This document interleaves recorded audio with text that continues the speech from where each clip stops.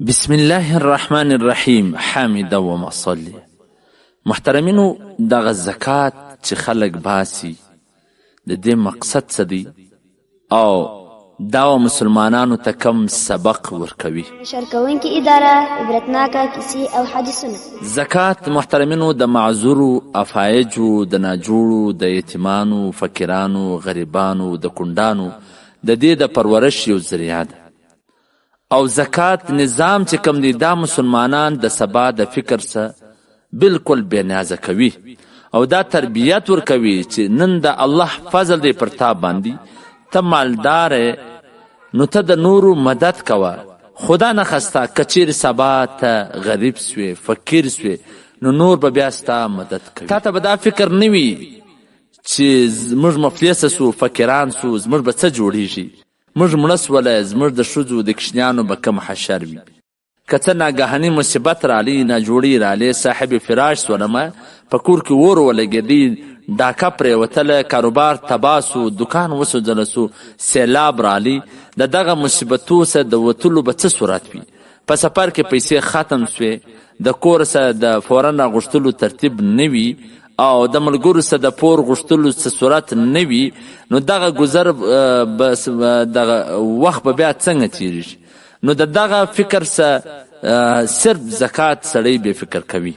ځکه چې ته نن مالدار د مالدارۍ په صورت کې کم سے کم 2.5% زکات ته باسې.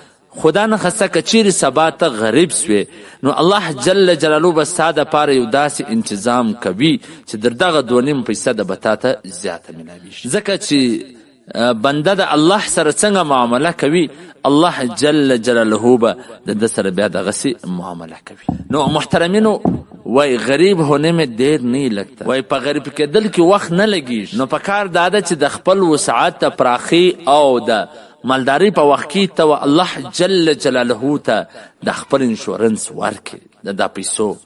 ته د الله جل جلاله سره داسې معامله وکړې چې الله در هغه زر واره غوره معامله بیا ستا سره وکړي. ځکه نن خلک ستا و کور ته ولاړ دي، ستا و دکان ته ولاړ دي، ستاسې غواړي.